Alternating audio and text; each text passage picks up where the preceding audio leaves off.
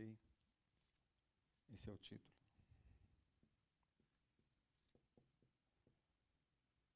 João 16, 12 é um verso pequeno, mas um pouco triste, né?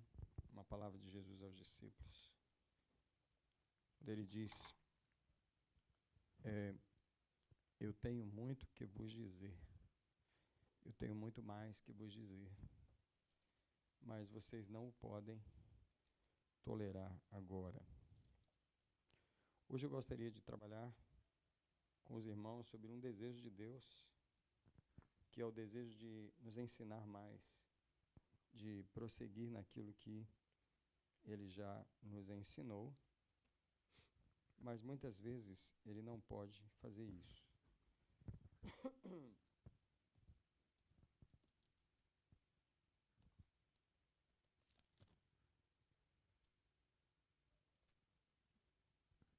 Eu gostaria de mostrar para vocês uma correlação deste versículo em Êxodo, no capítulo 6, o versículo 3, tá? É como se nós tivéssemos aqui em Êxodo 6, 3, um exemplo disso que eu vou pregar hoje à noite. Nesse caso, Deus está se relacionando com Moisés. Êxodo 6, versículo 3, ele está dizendo para Moisés que ele apareceu, diz o Senhor, apareci a Abraão, a Isaque e a Jacó como o Deus Todo-Poderoso, ou Jeová El Shaddai. Sou para Abraão, Isaque e Jacó, Deus se revelou como Jeová El Shaddai, ou o Deus Todo-Poderoso, tá? Todo-Poderoso. Essa foi a revelação que ele trouxe para Abraão, Isaque e Jacó. Mas no mesmo versículo ele fala até onde ele não foi. Então ele diz, mas pelo meu nome Jeová não lhes fui conhecido. Então, aqui está um exemplo de progressão de revelação. Deus revelou a sua natureza El Shaddai, que é todo-poderoso, para Abraão, Isaque e Jacó. Mas pelo meu nome Jeová, que é o Senhor, não lhes fui conhecido. Você percebe aqui que Deus revela uma parte da revelação e não revelou a outra. Ele não chegou a esse ponto com Abraão, Isaque e Jacó. Agora a pergunta é, onde é que Deus já chegou comigo? Onde é que Ele ainda não chegou? Onde é que Ele já chegou com você? Até onde você e eu já entendemos e até onde a gente não entendeu da revelação da palavra do Senhor. Hoje nós queremos combater a mediocridade espiritual e o descanso, né, o conformismo espiritual e eu vou colocar aqui em letras vermelhas, né, tudo, né, que a gente sabe, né, tudo que a gente sabe. Para muitos de nós, infelizmente, tudo que a gente sabe até aqui, para muitos de nós, será, infelizmente, será tudo que saberemos até o fim. O que eu quero declarar nessa noite, que não. Eu quero saber se tem alguém cujo coração quer declarar a mesma coisa comigo, pelo fato de que Deus, na palavra que Ele traz para mim e para você essa noite, Ele gostaria de nos dar não só o presente da revelação, que é apenas o início das coisas que Deus fala com a gente, mas o presente da progressão da revelação, ok? E aqui é que entra algumas pessoas que se qualificam e outras que se desqualificam, porque no caso dos discípulos aqui, eles se desqualificaram, right? Não sei quais os motivos específicos, Jesus não disse, ele apenas disse, eu gostaria de prosseguir com vocês, mas vou ter que parar por aqui. Wow, isso é very sad. Isso é very sad, right?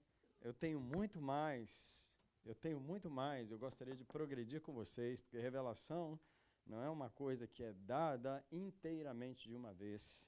E é isso que a maioria dos crentes não compreendem.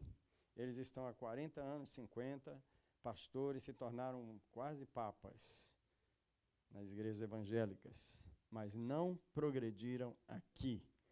E principalmente por causa da falta de humildade, por causa da falta de conhecimento de que Deus é muito mais e de que Ele tem muito mais, de que tudo que Deus deu até agora é apenas uma pontinha.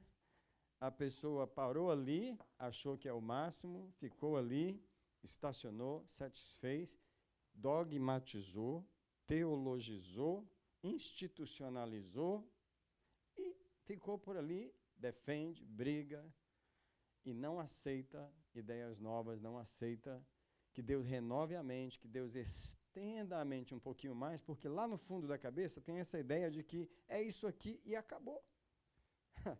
Não é isso aqui e acabou. Revelação é uma coisa que Deus sempre dá em progressão. Tá? E essa é uma coisa que eu vou escrever aqui. Revelação, tá? É uma coisa que Deus sempre dá em progressão. Deus dá um pouquinho. Dependendo de você, Ele dá mais um pouquinho. E se você compreender que Deus realmente dá isso em progressão, você vai sempre estar na expectativa de qual é o próximo passo que Deus quer me revelar, qual é o próximo nível dessa verdade que Deus quer me revelar. Ele não me revelou tudo ainda. Por exemplo, os irmãos me fazem muitas perguntas a mim, né, sobre o mundo espiritual. Eu falo, eu sei muito pouco. Tudo que eu sei é muito pouco. Eu fico desesperadamente clamando a Deus, dizendo para Ele, não me deixa aqui. Não me deixa aqui. Você começou a me falar sobre isso? Continue a me falar. Não me deixa aqui. Senão eu não vou ter resposta para as coisas. Senão eu vou ficar aqui preso nesse pouquinho que eu sei, achando que eu sei muito e eu não sei nada. Eu sei a ponta do iceberg, não vi nem a montanha que está debaixo disso tudo aí. Deus gostaria de progredir conosco. Alguém pode falar comigo isso? Deus gostaria de progredir conosco, tá? Olha só que choque aqui, hein? Abraão, Isaac e Jacó, me revelei como El Shaddai. Mas pelo meu nome, Jeová, não lhes fui conhecido. Agora, deixa eu abrir um texto com vocês em Êxodo capítulo 34. Estávamos em Êxodo 6, vamos para Êxodo 34, porque agora o Senhor está falando com Moisés e o Senhor estende um pouco mais da revelação com Moisés, o que, puxa vida, que fantástico, hein? Moisés ainda foi mais bem-aventurado, mais abençoado do que Abraão em termos de revelação, porque quando o Senhor chegou para falar com Moisés sobre as tábuas do versículo 6 e 7 aqui, de Êxodo 34, olha quantas coisas Deus revelou de si para Moisés, ok? Tendo o Senhor passado perante Moisés, só um minutinho, antes de prosseguir, o Senhor não passou dessa forma diante de Abraão, de Isaac e de Jacó. Come on, gente, come on. Para aqui comigo, porque eu quero ser essa pessoa que chega diante de Deus e fala para Ele assim, escuta, o que você decidiu me mostrar e o que você escondeu de mim? O que você não me revelou? Tá? E eu queria abrir uma pausa aqui, porque o Senhor já está fazendo ramificações da minha mensagem, sem nem entrar na página. eu queria abrir uma janela, que eu nem falei disso aqui ainda, eu só falei a primeira frase, mas agora eu quero vir para Malaquias, capítulo 3, tá? E você sabe o que tem lá, né? Esse texto aí é conhecidíssimo, né? É o dízimo.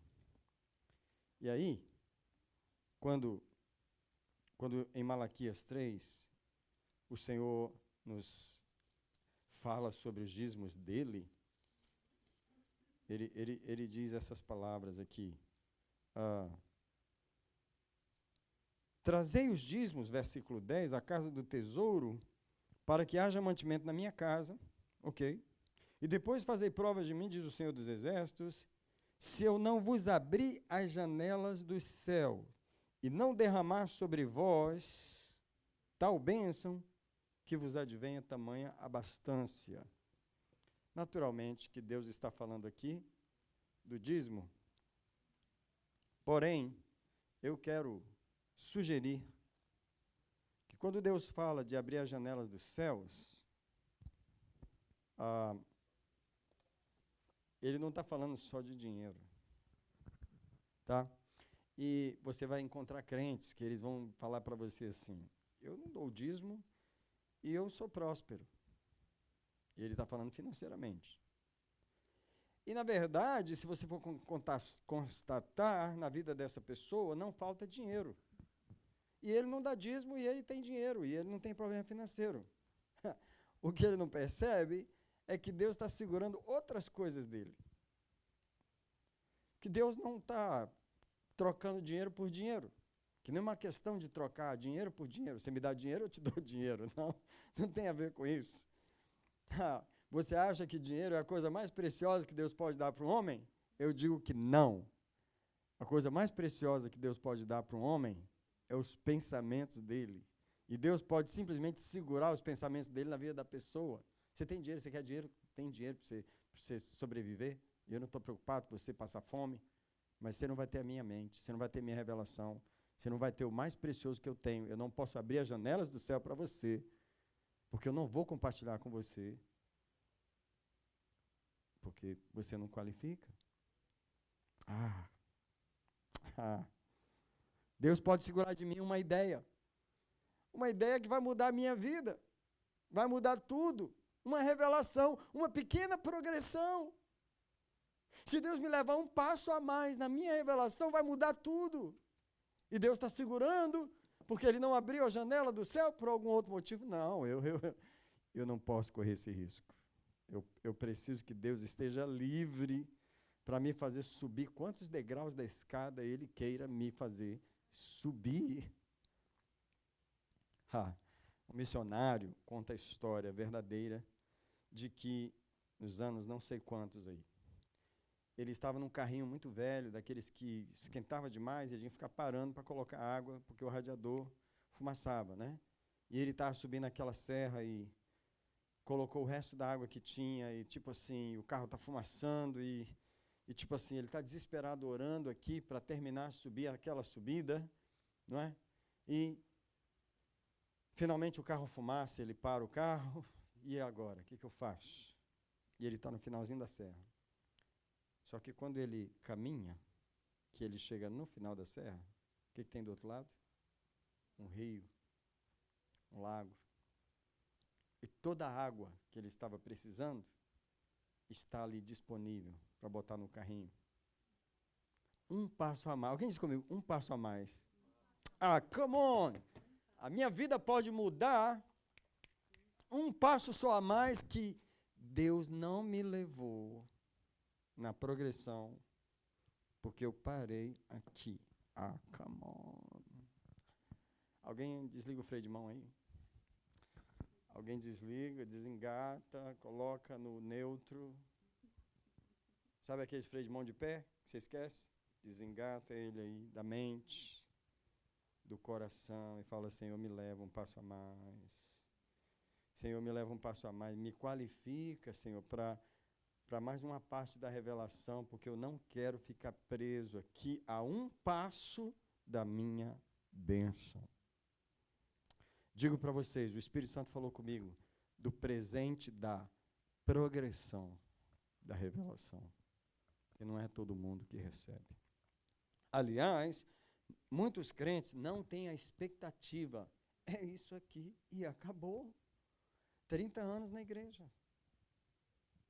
E acabou. Acabou. Nem começou. Nem começou. Para mim é chocante o fato de que Deus revelou para Abraão, Isaque e Jacó: o seu nome é El Shaddai, mas não lhes revelou Jeová. Agora ele chega aqui, e voltamos aí para Êxodo 34, ele chega aqui em Êxodo 34, e passou o Senhor perante Moisés, come on, proclamou o quê? Peraí, o que ele não deu para Abraão, Isaque e Jacó, ele deu para Moisés. Se eu fosse Abraão, Isaque e Jacó, eu ia falar assim, mas come on, por que você não me revelou, Jeová? Right? Gente, eu não tenho nem palavras para prosseguir aqui, do choque que isso me dá. Porque Deus pode segurar uma coisa de você e entregar ela para a pessoa do seu lado. As razões, só Ele sabe. Por que Ele prosseguiu com um e não prosseguiu com o outro? Por isso que eu quero me humilhar o tempo todo, eu quero chorar o tempo todo. Aliás, você sabe por que eu oro chorando? É só por causa dessas noções. A noção de que o que você me deu? Tudo bem. Eu chego para ele e falo, eu estou muito agradecido pelo que você me deu, mas eu estou mais preocupado aqui com o que você não me deu. Eu estou mais preocupado aqui com o que eu não sei. Não é com o que eu já sei. Alright. Passou o Senhor perante Moisés e proclamou: Jeová, Jeová, Deus misericordioso e compassivo, tardio em irar-se, grande em beneficência e verdade. Moisés podia parar por aí. Já foi demais, já nem compreendi, já andou demais comigo. Só que ele prossegue. Versículo 7, que usa de benignidade com milhares, não só isso, que perdoa a iniquidade, a transgressão e o pecado. Deus está generosamente se revelando a Moisés aqui. Que de maneira nenhuma terá o inocente por culpado. Deus está revelando o juiz para Moisés. Deus não revelou isso para ninguém antes. Deus revelou o juiz, a corte celestial aqui, Deus revelou para Moisés. E que visita a iniquidade dos pais sobre os filhos dos filhos, até a terceira e quarta geração. Então, Deus revelou para Moisés todas essas coisas que não tinha revelado para os homens atrás dele. Come on, gente. Hoje é a noite da gente ficar chocado e da gente levar Deus num cantinho ali, se é que a gente pode fazer isso, e falar com ele assim: escuta, eu estou muito agradecido pelo que você me deu, mas me fala daquilo que você não me deu, hein? Me fala daquilo que nem passou na minha mente, nem passou no meu coração. Vou falar para vocês, eu não ignoro o que Deus me deu. Aliás, eu chego para ele falando: olha, você me ensinou a tocar, você me deu unção para adorar, você me deu unção para administrar a sua igreja, você me deu unção, você me deu, eu não vou nem falar aqui do tanto de coisa que você me deu, que é muito, só que é muito pouco. Eu quero saber o que você não me deu. O que passou batido que você não me deu? Porque uma coisa eu sei de várias coisas. Primeiro, você tem mais. Segundo, você é mais. Terceiro, você gostaria de progredir comigo nisso. Eu não quero ficar parado aqui, então, por favor, leva-me além. Essa é uma das orações que todos nós temos que fazer todo dia e toda hora. Leva-me além a um nível mais profundo. É a música que a gente canta. Leva-me além. Amém? Glória a Deus. Vamos orar e terminar, que eu já vou embora, então. Já entreguei. Estou brincando. Isso aqui já dá para orar muita coisa. Alright? Só que, na verdade, isso aqui nem estava na minha introdução. A mensagem acho que vai multiplicar 10 vezes. que agora que eu vou entrar na introdução. A introdução que está aqui no meu esboço, ela fala sobre uma coisa que os americanos têm uma ideia muito comum, is the continued education, right? Vamos colocar em português, né? Vai ficar melhor. Yes. Educação continuada. Quem é profissional há muito tempo ou em alguma área sabe do que eu estou falando.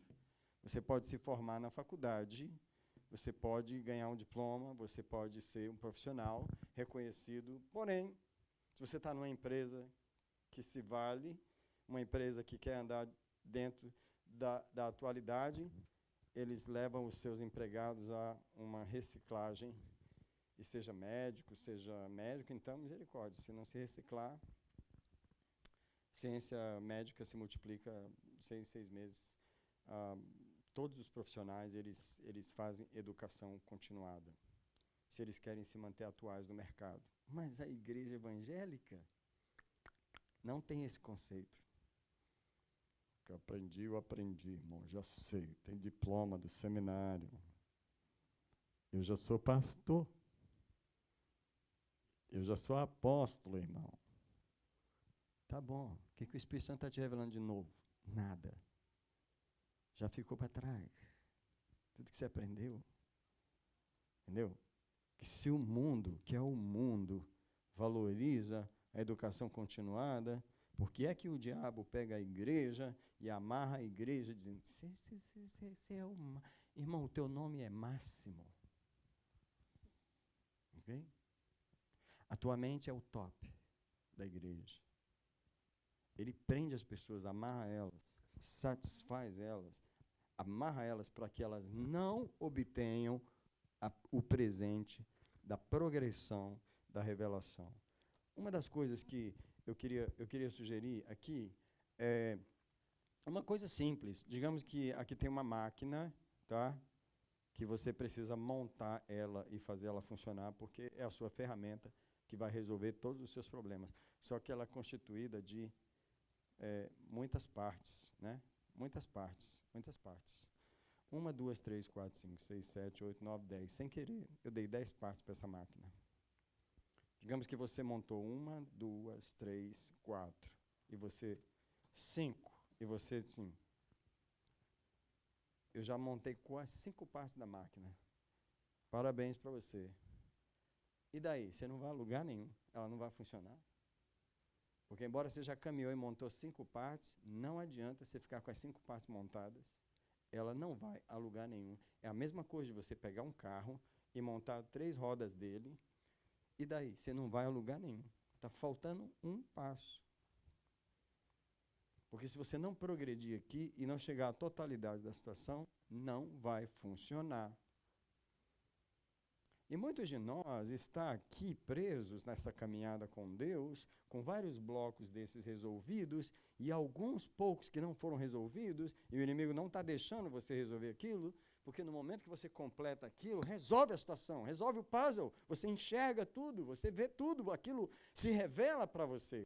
É muito importante a progressão da revelação. Se eu fosse você, eu clamava por isso, mas não era todo dia, não, era toda hora. Eu clamava por isso todo dia, toda hora. A progressão do conhecimento é muito, muito importante. Os cientistas, eles morrem e deixam os seus trabalhos para outros continuarem. Porque eles não conseguem. Eu não sei se você sabe que Einstein, ele deixou a teoria da relatividade, outros tiveram que prosseguir o trabalho que ele começou, entendeu? Porque até ele tinha dúvidas sobre, quando ele morreu, se eu não estou enganado, porque eu não sou cientista, mas coisas que eu ouço, né? Mas assim, que ele não tinha tanta certeza, e na verdade os cientistas depois dele foi que provaram que realmente era aquilo lá, sabe? E outros cientistas, eles fizeram a mesma coisa, eles começaram trabalhos que outros continuaram, porque uma vida inteira não é suficiente às vezes de você adquirir todos os passos naquela área. E o que eu tenho observado na igreja de Jesus é exatamente isso. A igreja vem caminhando há 2000 anos, mas somente agora, nesses últimos 100 anos, ou nos últimos 50, especialmente nos últimos 20, Deus tem progredido muito mais a revelação no meio da igreja. Eu nunca na minha vida ouvi ninguém falar sobre corte celestial. Eu vim aprender isso aqui nos Estados Unidos. Ok? E Deus continua progredindo na revelação. Ele quer abrir mais. Não é nada novo, não é nada que não está na Bíblia, não é nada que não está lá. Só que ele revelou uma parte para um e deixou essas partes para revelar depois. Entendeu? Então, o apóstolo Paulo, ele tinha um conceito muito importante em Filipenses 3, né, do 13 ao 16, é um texto que vale a pena olhar, porque ele tinha essa noção da progressão. Ele tinha essa noção bem clara. E você sabe, quando você anda com o Espírito Santo, realmente, você tem essa noção. Em Filipenses 3, o apóstolo diz, no versículo 13, não que eu já tenha alcançado, irmãos, eu não julgo que eu já cheguei. Mas uma coisa faço, esquecendo-me das coisas que atrás ficam. E quais são as que atrás ficam? Toda a revelação que eu já alcancei até agora. Tudo que eu já aprendi até agora. Eu avanço para as que estão diante de mim. Paulo está dizendo, tem mais. Eu prossigo para o alvo. Paulo está sempre nesse prosseguir.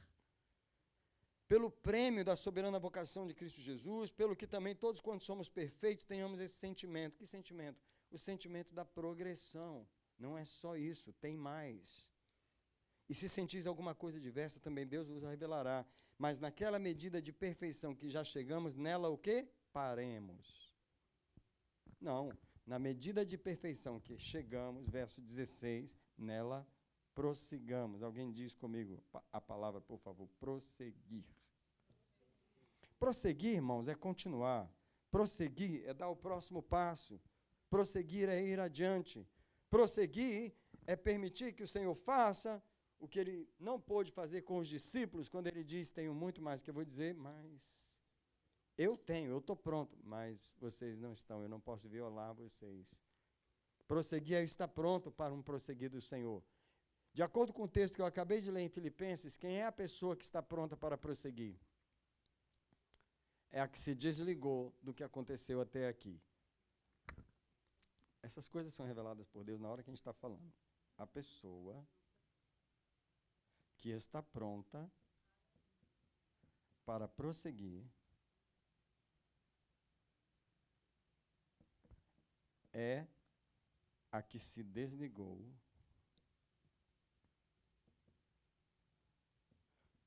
do que recebeu até aqui. Por isso que o orgulho espiritual nunca cabe na vida espiritual. Porque o orgulho espiritual não deixa uma pessoa se desligar do que ela recebeu até aqui. Pelo contrário, o diabo diz para ela assim, tu és o pináculo da inteligência e da revelação desse ministério, dessa igreja. Tu escreveste o livro, mas, come on. Desligando-me das coisas que para trás ficam, toda a revelação, todo o conhecimento, tudo que Deus me ensinou até aqui. Eu digo para vocês, toda vez que eu vou orar eu faço isso. Toda vez que eu vou orar eu falo, Jesus, eu vim aqui, você sabe o sentimento que está no meu coração aqui agora. Olha, eu estou agradecido, eu não estou reclamando, não me entenda mal, Senhor. Não estou reclamando do que você fez, do que o Senhor me deu, mas, por favor, não me deixe aqui, não. Não me deixe aqui, não, porque eu preciso me desligar do que você me deu até aqui, porque eu preciso prosseguir. Paulo é um homem que prossegue, Paulo é um homem que vai adiante, Paulo é um homem que recebe. Por que Paulo recebeu tanto? Ninguém no Novo Testamento recebeu como Paulo. Porque ele estava pronto, ele não era como Pedro e João. Pedro e João ficaram lá em João 16, 12. Tenho muito que vos dizer, mas não. Paulo não, amigo. Paulo não teve nem com Jesus, e Paulo ultrapassou eles assim, ó. Paulo voou por cima deles, Paulo foi longe. O próprio apóstolo Pedro, escrevendo na sua carta, ele fala que é difícil de entender Paulo, que algumas pessoas torcem o que Paulo fala. Pedro sabe, ele passou na frente. Come on. Eu posso não ser um Paulo, mas eu tenho o desejo dele. Eu tenho o coração dele. Eu não sei quanto que Deus vai me dar, mas uma coisa ele me deu, desejo por mais. Alguém diz comigo, Deus é mais. Shomokapashadakorapato somokarabata shorabarabakassoramaná. Shoboshabakatarabassorabakarabassa. Há um Deus que é mais, que está neste lugar. Há um Deus que é mais. Senhor, Tu és muito mais do que tudo que eu já soube até agora. Tu és muito mais do que eu experimentei até agora. Senhor, não me deixe aqui onde eu estou. Tu és mais, Tu tens mais. Então me dá mais, Senhor. Me dá mais, eu quero mais de Ti. Eu quero mais só porque Tu és mais. E porque Tu tens mais. Então abre espaço dentro de mim para que eu possa receber mais do que o Senhor tem. Agora, prosseguindo na palavra prosseguir, alguém veja comigo Oséias, capítulo 6, versículo 4. Ou é 4, 6? Toda vez eu tenho esse dilema.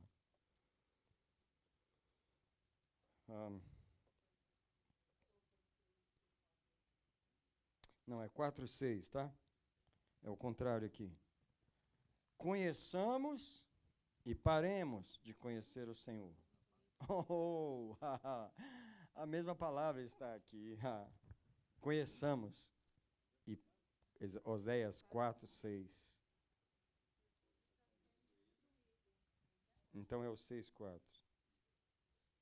Eu vou abrir na minha Bíblia, só para tirar dúvida. 6, 3. Conheçamos e prossigamos em conhecer ao Senhor. O que acontece com a maioria dos cristãos? Conhecem o Senhor. E acabou. Conhece Jesus para vir para a igreja, para ser batizado, para tomar ceia, dar aula para as crianças, pregar para os jovens, tocar bateria e pastorear. E acabou. Conhece Jesus só para isso. A vida espiritual é essa, fica nisso e acabou. Você sabe uma das coisas que eu falo com Deus? Enquanto eu trabalho para Ti, deixa eu Te conhecer. Não deixa eu ficar busy trabalhando sem Te conhecer.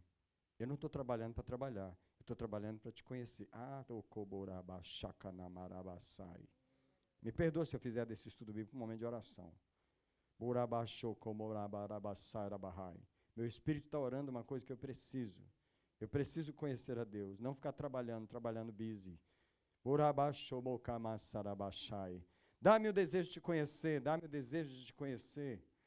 Não deixa eu ficar envolvido só no trabalho, no fazer. Eu trabalho para Te conhecer, não para ficar busy. Deixa eu Te conhecer. Não vale a pena trabalhar e no final de tantos anos de trabalho e ministério, eu não Te conhecer. Eu estou aqui para Te conhecer, não é para trabalhar. Traz sobre nós esse espírito de sabedoria, de revelação. Traz sobre nós a fome, o desejo de prosseguir, de ir adiante, de ir à frente. Tu és um Deus muito mais, muito maior. Senhor, dá-nos a fome, o desejo pela continuação, pela progressão da revelação do Senhor. A revelação de Deus, irmãos, é progressiva. Por favor, eu queria que você guardasse essa palavra. A revelação é progressiva em todas as áreas. Deus nunca te dá tudo de uma vez. Deus nunca dá tudo para um pastor só. Deus nunca dá tudo para uma igreja só. Deus nunca dá tudo para uma geração só. Deus nunca dá tudo. Ele dá um pedacinho, ele dá um pedacinho, ele dá um pedacinho. E aí ele vai dando mais, tá? A revelação de Deus é progressiva. Deus não mostra tudo a um povo só. Deus geralmente dá pedaços de um quebra-cabeça, esperando que pessoas interessadas busquem ardentemente ver o quadro completo. Na verdade, Deus nos dá coisas para trabalharmos com elas, tá? Ele nos dá sementes de revelação, sementes de conhecimento, para que busquemos o mais que Ele tem para oferecer. Porém, a maioria das pessoas e das igrejas se autogradua, se autodiploma espiritualmente, entendeu? Vive uma vida de pedaços da revelação, tá? Em que Deus gostaria de completar, mas são incompletas. São pedaços da revelação. Mas as pessoas botaram o chapeuzinho, penduraram o negocinho para trás, right? Pegaram o canudinho, entendi, entendeu? Primeiro pedaço do puzzle. Não quer dizer que é o puzzle inteiro.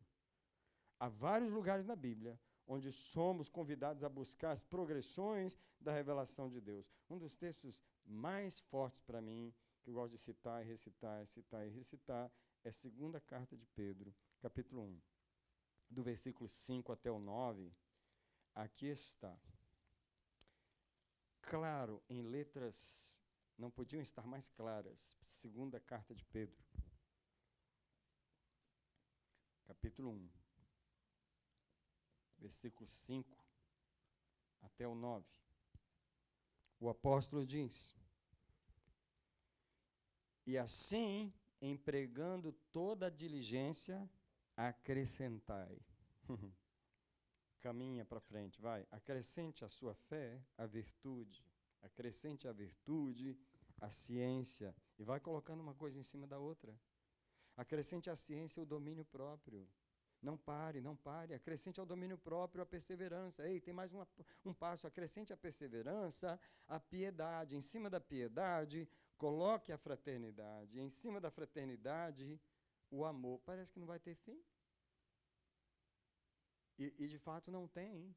É um Deus infinito. Porque se em nós houver e abundar, porque tem algumas pessoas que têm um pedacinho de cada dessas coisas, mas é um pedacinho tão pequenininho. Se houver e abundar. Às vezes tem, mas não abunda. Tem, mas não dá nem para a pessoa. Às vezes tem um pouquinho de amor, mas não é suficiente. Tem um pouquinho de fé, mas não é suficiente. Tem um pouquinho de perseverança, mas não é suficiente. Se em vós houver e abundar,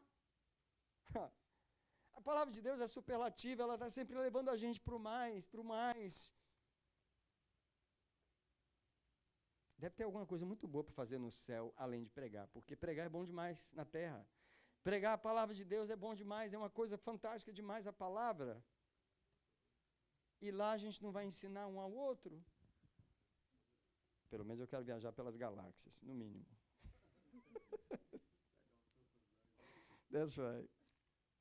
Olha só, se em vós houver e abundarem essas coisas, elas não vos deixarão ociosos, nem infrutíferos, no pleno conhecimento de Jesus nosso Senhor. Tem muita gente ociosa na igreja, porque não tem o pleno conhecimento. Tem um conhecimento, você não pode negar. Quem é Jesus? Jesus é o Salvador, mas é só isso. Lembra que ele revelou o El Shaddai, mas não revelou o Jeová? É o mesmo caso. Quantas partes de Jesus as pessoas realmente conhecem? Come on. São tão poucas que não dá nem para abrir a boca no domingo para adorar ele. São tão poucas que não dá nem para tirar 1 hora de oração por dia. Não dá. É pouco demais a revelação que tem dele. E Paulo está falando que tudo depende do pleno conhecimento dele. Pleno conhecimento dele. E o verso 9 arrebenta, né?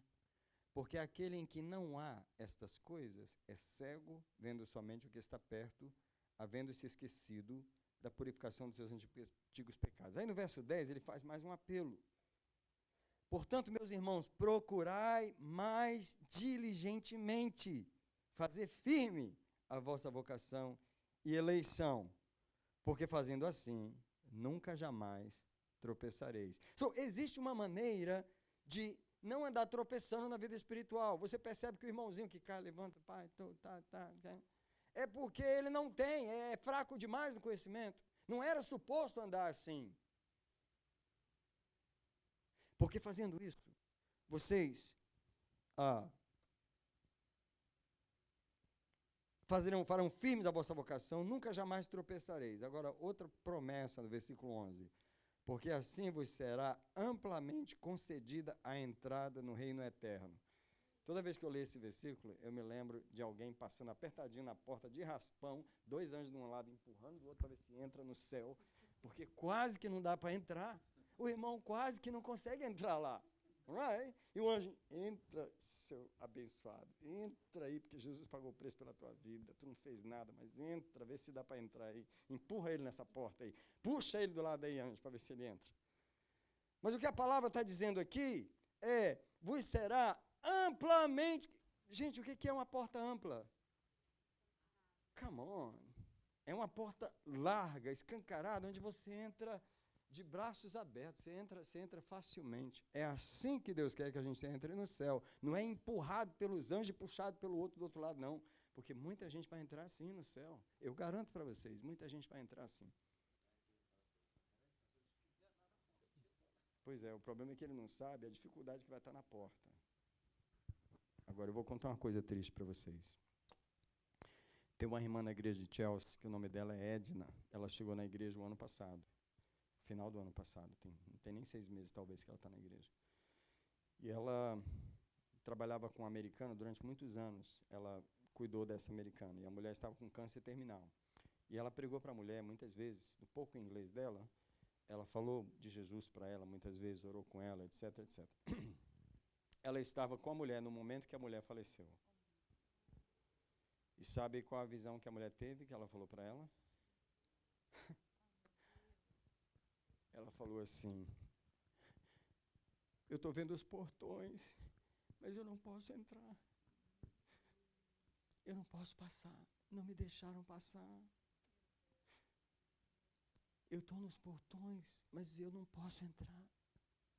Come on. Esse crente que você falou, que ele está apostando só de chegar lá, e se ele chegar lá no portão e não puder entrar. Porém, a palavra está dizendo que isso vos concederá ampla entrada no reino eterno de nosso Senhor Jesus Cristo. A progressão da revelação te dá ampla entrada. Você não entra lá apertado, sem entendimento, sem ter sido liberto. Entendeu? Vocês sabem que eu já mencionei Jó 26,14, naquela outra estudo que eu fiz aqui, né? Onde o que Jó fala em 26,14 é o quê?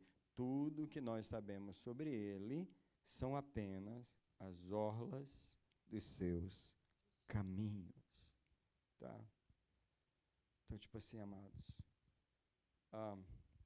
um dos versículos que Jesus falou em João é que a vida eterna, Deus nos prometeu a vida eterna, right? E Jesus está falando, a vida eterna é essa, que te conheçam a ti só, como o único Deus verdadeiro. E uma das coisas que nós vamos fazer na vida eterna é conhecer a Deus pelo resto da eternidade. Come on. Isso é progressão de revelação. Imagina aquele impacto que eu falei que vai ter, aquele impacto inicial, que na hora que você entra no céu, que os seus olhos põem com os olhos de Deus, você... acabou as perguntas. Esse foi o impacto inicial. Agora tem a eternidade para frente, para conhecer e prosseguir, conhecer o Senhor. Ah, que Deus tremendo. A gente nunca adorou Deus como vai adorar no céu, porque a gente vai adorar numa dimensão que a gente realmente nunca teve noção de como que é. Essa dimensão que os anjos adoram hoje, quando eles dizem santo, santo, santo, é o Senhor dos exércitos e toda a terra está cheia da sua glória. Deixe-me dizer que Deus nos dá sementes para trabalhar. Deus nos dá sementes para você lançar no chão e multiplicar e trabalhar. Sementes de revelação. Tá? Deixa eu falar uma coisa aqui que alguém, não sei se já ouviu isso, mas sabe o que às vezes são os sonhos que Deus nos dá? Sonhos são sugestões de Deus. Sementes, Ele joga uma semente no seu caminho. Você não entende o sonho. Geralmente você manda para mim. Você quer que eu desvende todo o sonho para você. Só que o sonho, ele é uma semente jogada na sua mão, e Deus joga a semente e fala assim, vamos ver se vai buscar a próxima parte do quadro. Eu só dei uma sugestão para ver se a pessoa vai na direção, se ela vai orar, se ela vai buscar, se ela vai falar comigo. Geralmente as pessoas não falam com Deus sobre os sonhos, esquece o sonho, não escreve sonho, não anota sonho, não valoriza sonho. E Deus diz, vocês não sabem prosseguir. Eu dou uma imagem, eu dou uma fagulha, mas vocês não vão adiante prosseguindo naquilo.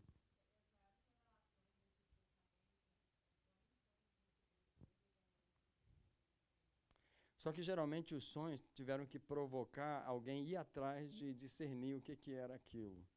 Uma das coisas foi Faraó. O Faraó não dormiu, 7 vacas, 7 espigas de milho. Tinha um rapaz lá na prisão, ninguém nem sabia. O Faraó não dormiu, levantou e falou, eu não quero... Eu tive um sonho, foi até interessante, sabe? Mas que tem para fazer hoje mesmo? Não, faraó não, eu quero saber o que foi aquele sonho.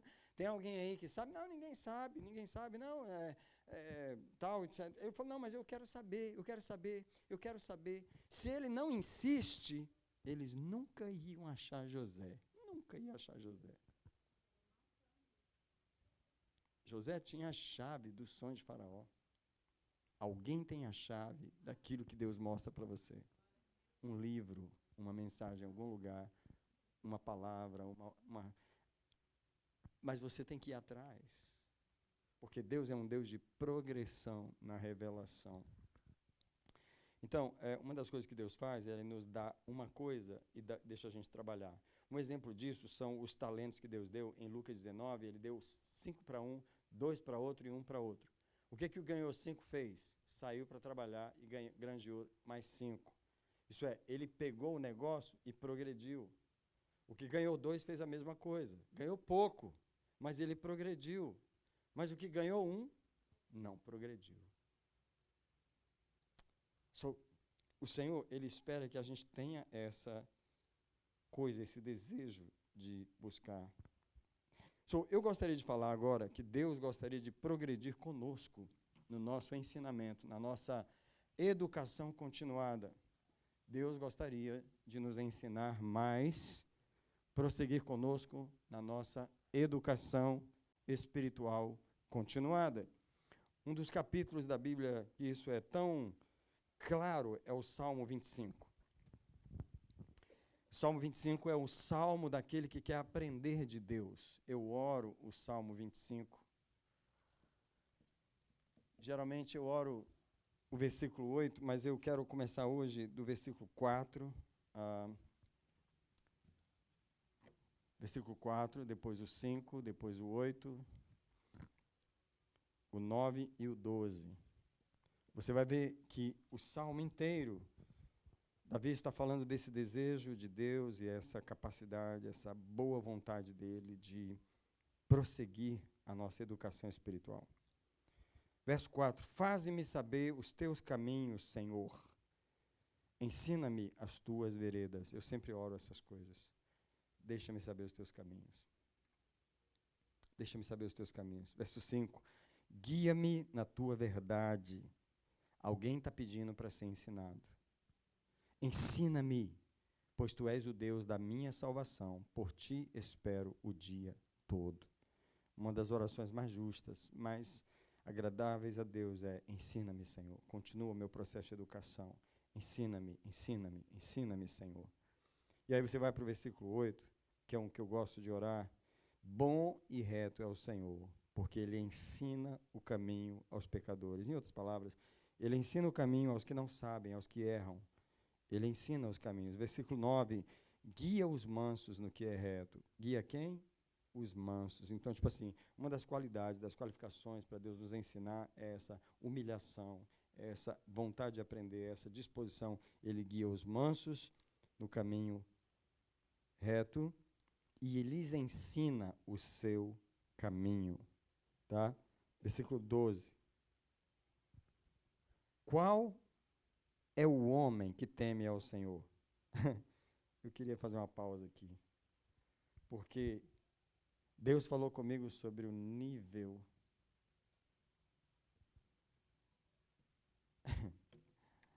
eu sei dar o estudo bíblico, eu só não sei escrever. O nível de temor. E sabe o que Deus falou comigo? Que eu preciso aumentar no meu nível de temor a Ele. Eu já temo a Deus. Mas o meu nível de temor, ele depende do meu nível de conhecimento de Deus. Então, assim, eu preciso crescer no meu nível de temor. E aqui esse versículo está dizendo qual é o homem que teme ao Senhor. Então, me pergunta assim, qual o nível de temor que essa pessoa tem, que leva Deus a ensiná-la um pouco mais? Provérbios 1:7 diz que o princípio o temor é o princípio. Espera aí, o temor é o quê? O começo, o comecinho. O beabá. A primeira classe, o kindergarten. Então, se o começo do meu temor é o meu kindergarten, o meu aumento do meu temor vai aumentar a minha revelação. Se eu vejo uma relação entre o nível de temor e o nível de revelação. E o versículo repete isso, que é o 12. Qual o homem que teme ao Senhor? Mas, na verdade, eu queria... É como se esse versículo estivesse assim, dizendo, quanto você teme? É o quanto você teme que faz que o Senhor lhe ensine a você o seu caminho. Porque, vamos dizer, a gente teme ao Senhor, mas junto com o temor do Senhor, a gente teme os homens também. A gente também teme o diabo também. A gente tem medo de um monte de coisa. Quando a gente deveria temer realmente só ao Senhor. Deixa eu dar um exemplo para vocês, um versículo que é Isaías 8. Isaías 8. Eu sempre me lembro desse versículo de Isaías 8, quando fala de temor. O versículo 12 e 13. Porque o próprio Deus diz essas palavras: não chameis conspiração a tudo quanto esse povo chama conspiração. Conspiração é coisa antiga. Não é só coisa de hoje, do pessoal aí, dos influencers, do povo aí que faz conspirações, e discos voadores e um monte de coisas. Que foi a CIA que explodiu os aviões lá no Pentágono, que foi o governo que destruiu as torres, e as conspirações vão por aí afora. Não chamem conspiração a tudo que esse povo chama conspiração. O povo inventa as coisas. E o povo teme as coisas que eles mesmos inventam. E Deus está dizendo, não chame conspiração a tudo que o povo chama. Em outras palavras, se desligue da opinião do povo, das pessoas. Pare de ver notícia. Desliga a CNN. E a Globo também. E não temais aquilo que ele teme. Nem vos assombreis. Ei, vamos parar nesse versículo. Antes de ir para o versículo 13, vamos ficar no 12 um pouquinho aqui, porque o nosso problema está justamente aqui. Tem notícia demais do mundo chegando nos nossos ouvidos. Tem informação demais nas redes sociais. Gente, o povo mais metralhado é o nós hoje. 20 anos atrás era um povo mais tranquilo. 30 anos atrás, então, era um povo de paz. 50 anos atrás, todo mundo vivia bem. Não havia ansiedade que tem hoje. É muita informação que chega na cabeça das pessoas, das crianças, todo dia. Entendeu? Então, o povo teme. A gente teme o Senhor, mas é misturado com essas coisas. É misturado com um mundo globalizado que está na nossa frente desde a hora de levantar até a hora de dormir. Aí ele diz, não temais o que esse povo teme, não vos assombreis com o que eles se assombram. Aí ele diz, ao Senhor dos exércitos, a ele santificai. Seja ele o vosso temor e o vosso assombro. Eu te pergunto, quantos crentes você conhece que são verdadeiramente assombrados com Deus? Crente assombrado com Deus? Deus é meu xará, Deus é meu... Essa ideia de as pessoas estarem assombradas com Deus, elas esquecem que o nível de temor determina o nível de revelação. Que para prosseguir na revelação, tem que prosseguir no temor.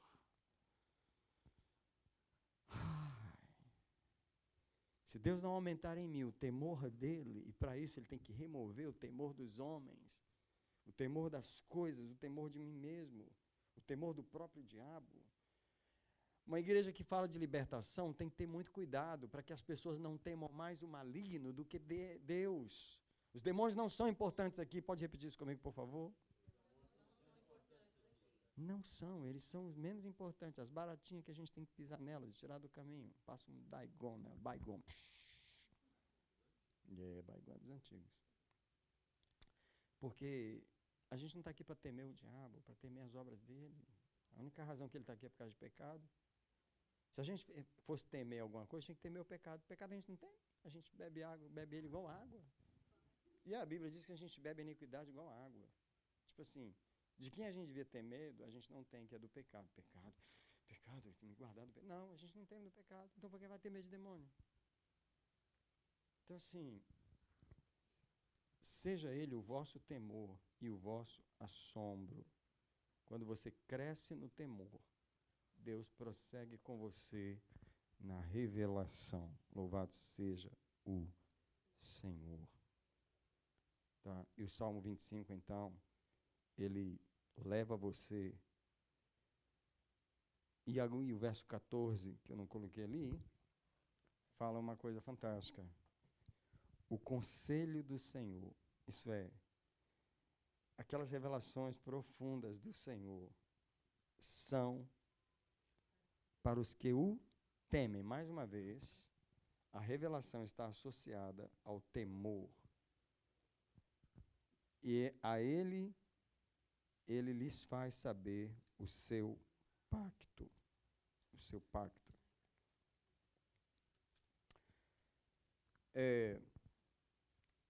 Jesus tinha uma multidão que o acompanhava, né?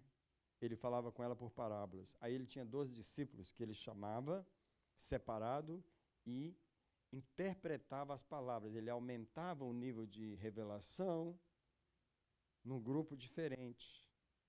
Tá? Nos 12, ele aumentava, ele progredia na revelação. Mas no meio dos 12, ele tirava 3.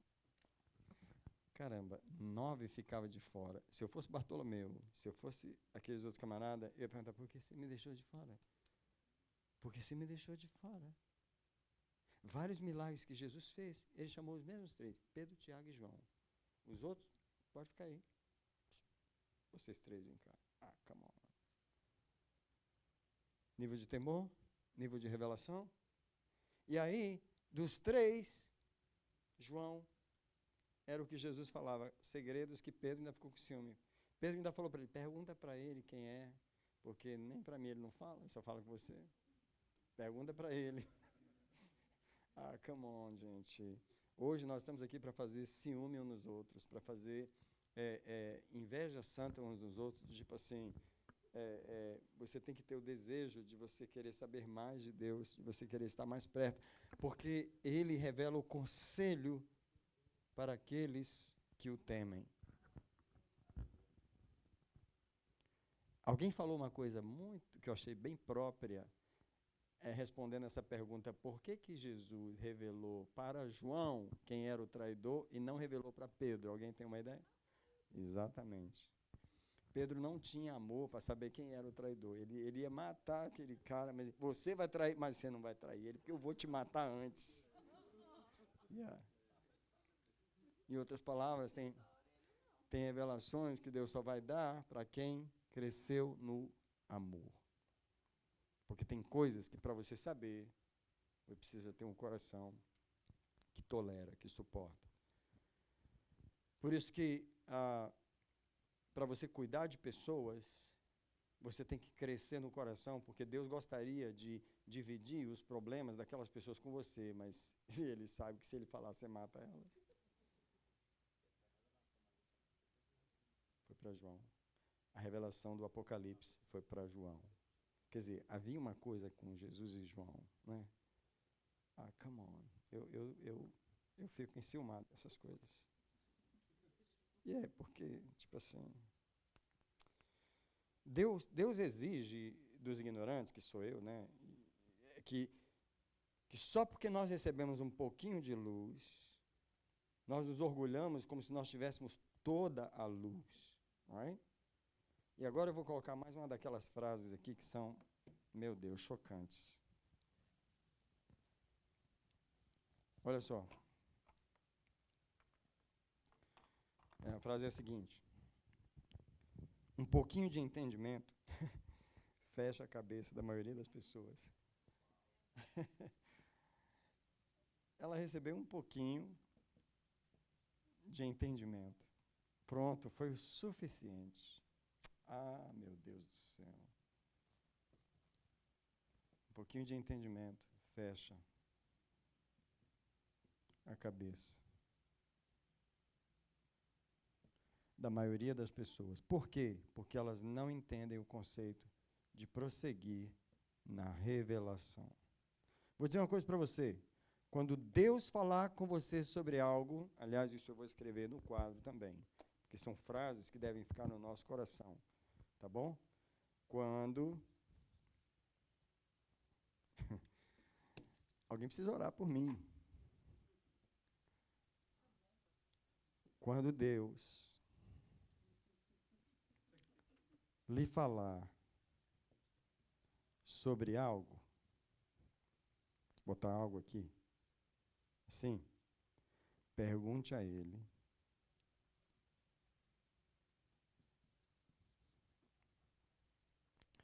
sobre a próxima parte daquele assunto. Deixa eu dizer uma coisa para os irmãos aqui. Em 2017, de todos os anos da minha vida, foi o ano que Deus falou mais claro comigo sobre o que estava acontecendo na minha vida. Foi o ano em que Deus me levou no mundo espiritual, me mostrou um espírito específico que vinha me ferindo há 5 décadas da minha vida. Naquele ano, Deus me deu uma revelação nova do sangue de Jesus. Nunca tive antes. A revelação nova que eu tive do poder do sangue de Jesus. Outra revelação nova que eu tive foi a da ofensa. Eu nunca tinha visto a ofensa como eu vi em 2017. Deus me falou vários conceitos novos. Ele me falou sobre a morte que os pastores devem ter, que os líderes devem ter. Para te falar a verdade, de todas as coisas que Deus me falou, eu continuo perguntando para Ele, mas você só vai me falar aquilo? Você começou a falar um assunto comigo, você vai parar de falar? Eu não quero que você pare de falar comigo aquilo que você começou. Tem 6 anos que Ele falou aquilo comigo. Tem 6 anos que eu estou perguntando para Ele, qual é a próxima parte disso? Você não pode me deixar nesse nível de revelação do sangue que você me deu. Eu tenho certeza que você não falou tudo comigo sobre o sangue. Você não falou tudo comigo sobre o sangue de Jesus. Você não falou tudo comigo sobre ofensa. Aqueles espíritos que você me revelou, você não falou tudo comigo. Quando Deus te falar sobre algo, e você... Uau! Ah, é? Pergunte a Ele sobre a próxima parte disso aí. Você vai ficar mais frustrado com o que Ele não te falou do que com o que Ele já te falou. Se você caminhar pelo caminho certo, você vai ficar mais frustrado com o que Ele não te falou do que com o que Ele te falou até agora. Eu digo para vocês, esses 6 anos da minha vida têm sido 6 anos de muita oração e uma frustração, porque eu quero mais. Eu quero mais, entendeu? Eu gostei tanto da reforma que Deus fez, que eu quero outra. Right? Eu quero a progressão da revelação que Ele começou na minha vida. Eu quero fome pela progressão da revelação que vem da intimidade com o revelador, né? Vale a pena mencionar aqui aquele texto de 1 Coríntios 2, 9 e 10, que é mencionado quase toda a mensagem minha aqui, né? Porque aquilo que o olho não viu, o ouvido não ouviu e não penetrou no coração do homem, é o que Deus preparou para aqueles que o amam, mas Deus nolas revelou pelo seu Espírito. O versículo mais importante aqui é o 10. Ei, não passou pela minha cabeça, não passou não, eu sei que não passou, então faz passar, come on, você tem que fazer passar. Alright? Não passou pela minha cabeça natural, mas você pode fazer passar pela minha cabeça espiritual. Mostra-me essas coisas, eu quero saber delas. Eu quero saber delas. Você sabe, eu tenho certeza que o conhecimento é algo que Deus aponta assim de longe, faz brilhar de longe, para ver se alguém se interessa por buscar. Se alguém clama, se alguém busca. A maioria das pessoas não busca, não vai atrás, entendeu? Eu tinha passado batido ali, mas eu vou voltar em Provérbios 2, porque Provérbios 2 é exatamente isso, tá? Provérbios 2. Eu marquei vários versículos de Provérbios 2, porque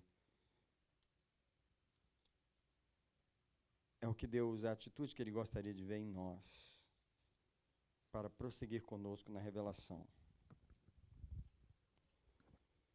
Se nós lermos o versículo 3 em diante, eu vou colocar aqui do 3 até...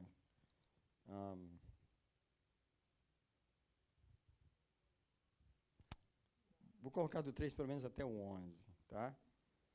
Porque ele diz assim, se clamares por discernimento, não tem muita gente fazendo isso, tá? E se por entendimento alçares a tua voz, e se o buscares como a prata, como é que a gente busca prata? Levanta 4h30, 5h30, passa o dia inteiro buscando prata, se esforça muito para buscar essa prata. E o procurares como a tesouros escondidos. Então, o que quer dizer esse então? É por aí. Que entenderás o temor do Senhor. Mais uma vez, o que vem antes da sabedoria? Da revelação? O temor. Uau. Acharás o conhecimento de Deus. Come on. Por que é tanta gente ignorante na igreja? Entende? Porque não há esse desejo, não há essa busca, não há esse clamor. Porque o Senhor dá sabedoria, ok? E da sua boca procede o conhecimento e o entendimento. Agora o versículo 6, come on, ele reserva. Oh, então ele escondeu isso aqui. Ele reserva a verdadeira sabedoria para os retos. Escudo para os que caminham em integridade. Eu fico perguntando para Deus, o que é que você guardou que eu não conhecia até agora? Ah, come on, gente. Come on.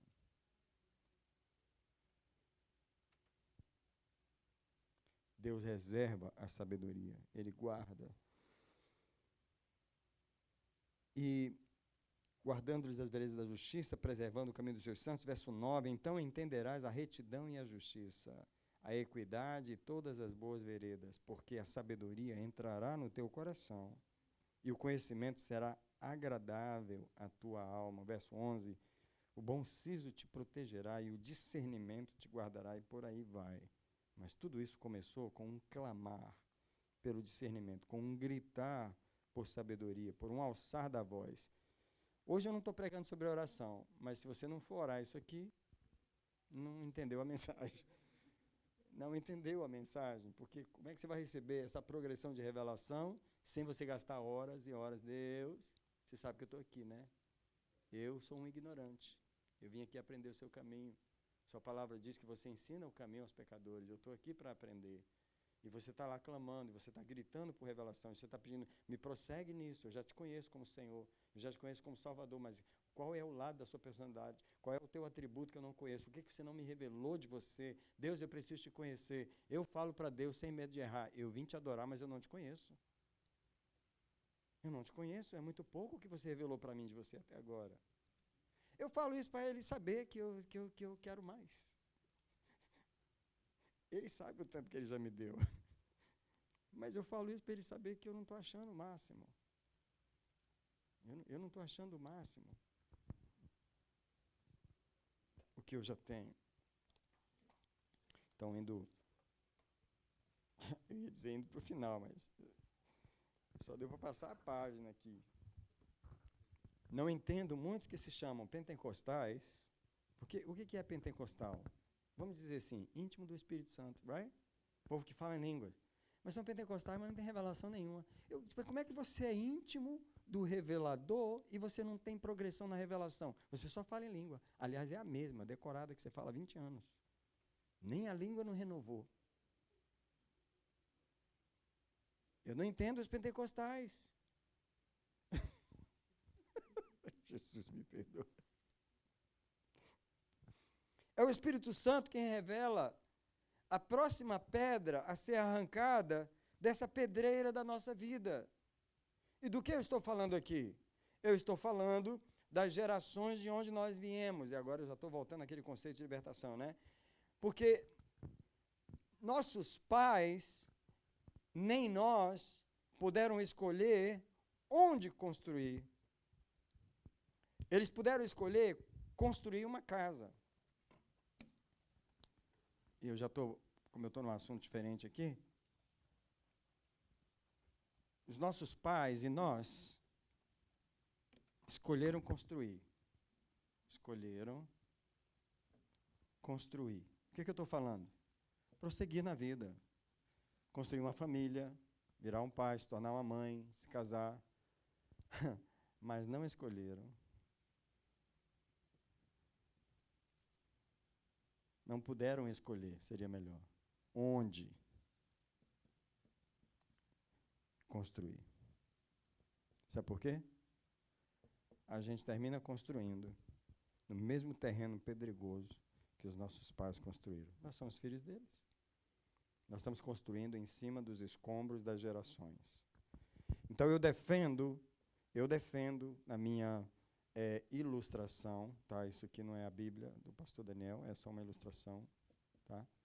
Eu defendo que nós construímos nossa casa, que é a nossa vida, numa pedreira. Numa pedreira. O que tem numa pedreira? Pedra.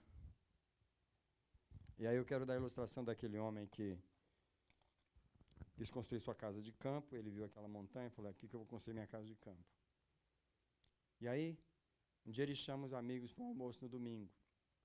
Lá no campo, casa de campo, né? Almoço lá fora. Termina o almoço, recolhe as panelas, ele pega uma vassoura de palha, todo mundo sabe do que eu estou falando, e vai varrer o quintal. O que ele encontra? Uma pedra. Você já limpou um quintal de terra? Você vai varrendo, o que você acha? Uma pedra. Aí ele vai e arranca a pedra. Limpou o quintal, está limpinho, sem pedra. Domingo que vem ele faz outro almoço.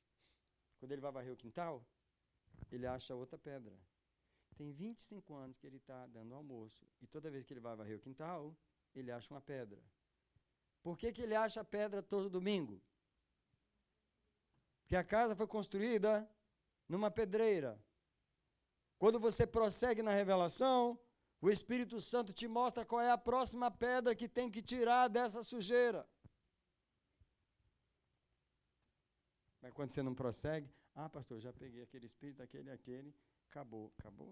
Você tirou os que estavam na frente, os que estavam de trás deles. E os pecados que estavam escondidos lá. Sabe como a próxima pedra? Escolhemos construir, mas não escolhemos onde construir. Nós fomos obrigados a construir onde nossos pais deixaram. Não tem como não ser filho daquela mãe. Não tem como não ser neto daquele abençoado. Não tem como.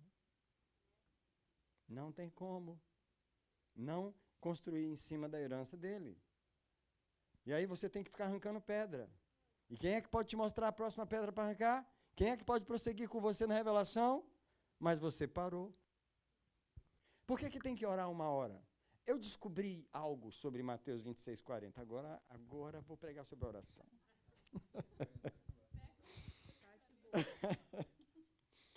Agora eu vou pregar sobre a oração.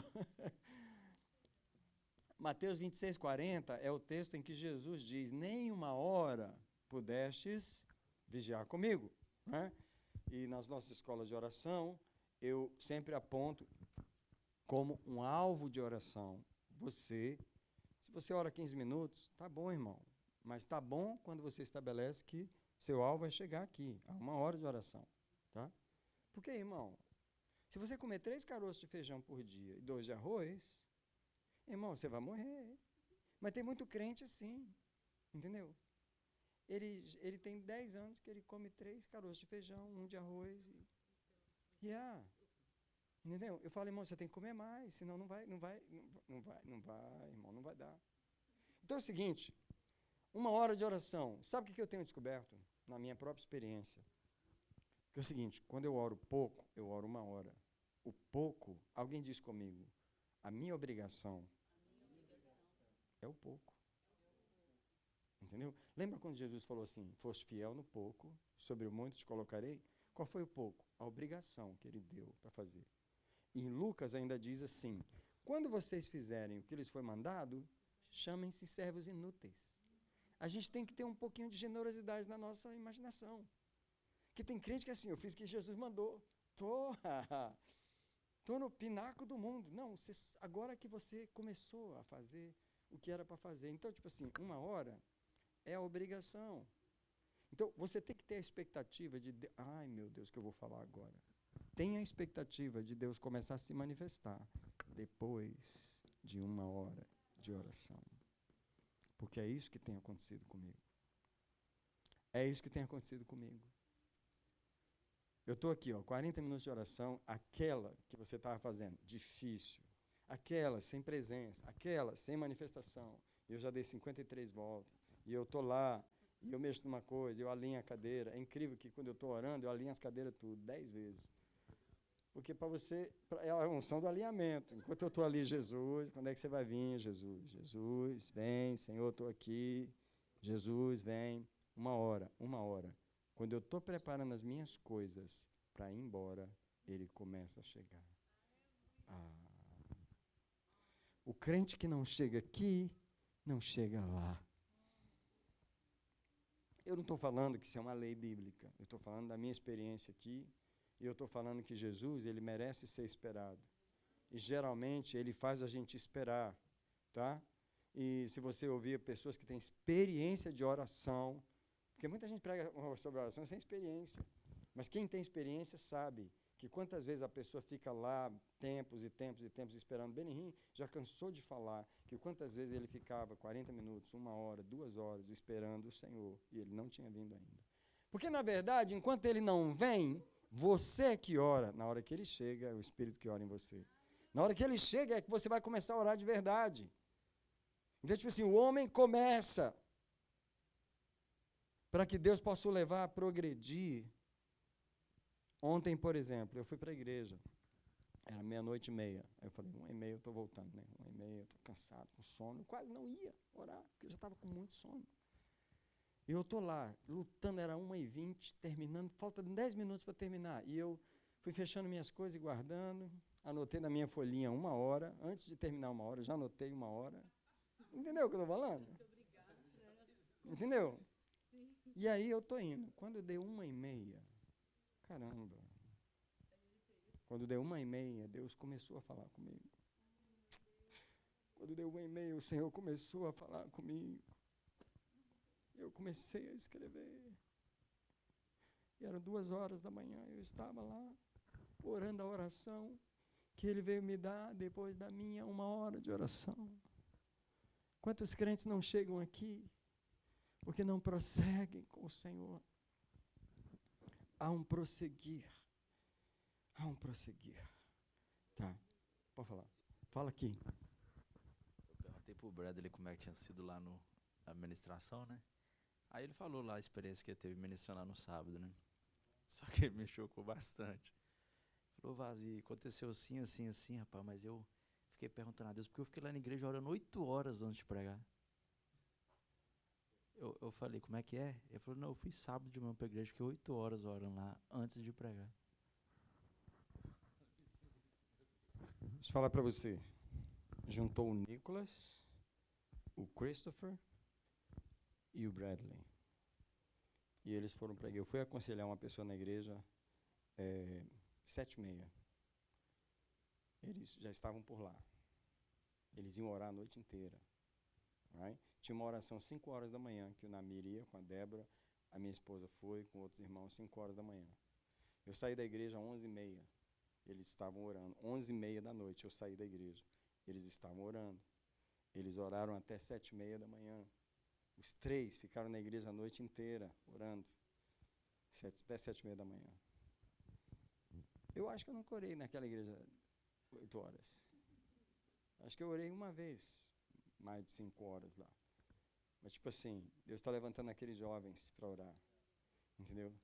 Eu queria sugerir para vocês que o Mateus 26:40 é um teste de Deus para a gente. Entendeu? Que é quando a gente chega ali, o Senhor vai, então, se encontrar conosco quando você cumpre a sua parte. Eu quero que vocês sempre se lembrem que os apóstolos esperaram o Espírito Santo 10 dias e ele não veio. 9 dias orando. 8 dias orando e ele não veio. Espera mais. Alguém diz comigo, o Senhor é digno de ser esperado. Então, não importa quanto tempo você está lá naquela oração seca, naquela oração, que você está querendo marcar na folhinha, igual eu, vou marcar logo aqui, que eu já vou terminar, que eu estou indo para casa, fazendo meus planos para ir embora, e o Senhor está só te esperando ver se você cumpre a sua parte, para eu poder entrar. Só que aí eu também sempre fico na expectativa, entendeu? Se eu terminar o meu tempo e ele não vier, eu vou embora. Mas se eu terminar aquele tempo, eu fico sempre na expectativa dele chegar. É a hora em que a oração se estende, é a hora em que realmente a gente começa o fruto da oração. Eu quero começar uma outra pregação agora. Se é hora de começar a pregação, é hora de terminar. E realmente é hora de terminar. Tá? Mas meu último ponto é que em Ezequiel 47, do 3 ao 5, nós temos onde ele mede 1000 côvados e ele leva Ezequiel pelas águas. E você percebe ali exatamente a progressão da revelação. Tá? E a primeira sugestão de Deus é 1000 passos. Tá? Porque, na verdade, o texto diz, o versículo 3, que ele chegou diante de mim e mediu 1000 passos. Right? Agora, deixa eu te falar uma coisa. Não é rápido você caminhar 1000 passos. Tá? É uma caminhada. Tá? Vou colocar aqui, ó. É uma caminhada. E então, você caminha a caminhada, ele mede os 1000 passos, os primeiros 1000 passos dessa caminhada, ele te propõe uma caminhada inicial. Você andou a caminhada inicial, você aceitou os 1000 passos. Então, 1000 passos é uma boa caminhada, mas é apenas o início dela. Caramba, você andou 1000 passos, falou, cheguei, falou, aí é só a primeira parte. Só que o crente não está tendo essa ideia de que Deus está querendo prosseguir. Right? Então, é apenas o início, e estamos falando não de uma idazinha ali no mercado, nós estamos falando de uma viagem com o Deus do universo, o Criador das estrelas e das galáxias. Então, os primeiros 1000 passos, apesar de ser uma caminhada, são apenas o início de uma caminhada cristã, tá? É uma caminhada boa, mas apenas mergulha os pés nas águas, como que estão dizendo, nós vamos apenas começar. Molhamos os pés para começar a andar, agora é que a gente vai andar. Aí o que ele faz? Ele propõe mais 1000 passos. Você sabe qual é o sistema de Deus? Esse aqui, ó. Ele sempre propõe mais 1000 passos. Ele sempre propõe mais 1000 passos. E ele faz isso com Ezequiel 4 vezes, tá? Só que eu queria que entre os primeiros 1000 passos e a segunda proposta de 1000 passos, você tentasse ler nas entrelinhas aqui. E eu queria ver se o Espírito Santo revela para alguém aqui a mesma coisa que ele sussurrou no meu ouvido. Eu vou te ajudar. Vou te ajudar. Deus mede 1000 passos, tá? Sugeriu, Ezequiel, você quer? Quero. Caminhou 1000 passos. Aí Deus fica calado. Você sabe quando é que ele propõe mais 1000? Quando ele ouve um clamor, tem mais? Ou eu estava só esperando você pedir, porque eu tenho uma outra parte para você caminhar. E isso acontece em cada caminhada, porque aí antes dele propor os outros 1000 passos, o que vem de novo? O clamor de Ezequiel, que não está registrado no texto, mas eu posso imaginar. O Espírito Santo me fez imaginar Ezequiel, o Espírito de Ezequiel dizendo, foi bom caminhar esses 1000 passos, foi bom ter água nos meus pés, será que tem mais? Tem mais? E Deus, mas é claro que tem mais, só estava esperando você perguntar. Aí Deus propõe mais 1000 passos, a água vai para os joelhos. Quando a água vai para os joelhos, aí agora é que Ezequiel se empolga. Porque se você está crescendo com Deus dessa forma, como é que você não vai perguntar se tem mais? Aliás, deixa eu perguntar uma coisa fácil para vocês responderem. Quando você põe um pequeno pedaço da melancia mais doce que você achar no mercado, você colocou um pequeno pedaço na sua boca e acabou de engolir, você está com vontade de quê? Mas você está com vontade de comer abacaxi? Como que você não está com vontade de comer chocolate agora? Alguém pode me dizer por quê? Por causa do sabor que está na boca. Você sempre pede mais do que? do que está na boca. Você sempre pede mais do que daquilo que você experimenta. Louvado seja o Senhor. Salmo 34 diz: provai e vede que o Senhor é bom. Quando o crente prova, ele pede mais. Isso me faz entender que a igreja que não está pedindo mais por quê? Porque não provou ainda que o Senhor é bom. Come on, church. Come on. O crente que descobre isso, ele sempre pede para ir além nas caminhadas que ele já andou. Eu quero ir além no meu próprio arrependimento, tá? Eu quero ir além na minha própria conversão, na minha adoração, no meu quebrantamento, na minha consagração, na minha vida de oração, na minha leitura da Bíblia. Eu quero ir além no meu jejum, no meu discernimento. Eu quero ir além em todas as coisas que eu já caminhei 1000 passos. Ah, você já caminhou 1000 passos? Então você começou, então você precisa ir além. Tá? O crente que não pede os próximos 1000 passos é porque provavelmente não deu os primeiros 1000 iniciais. Porque quando você caminha os 1000, você realmente pede para Deus: eu quero mais.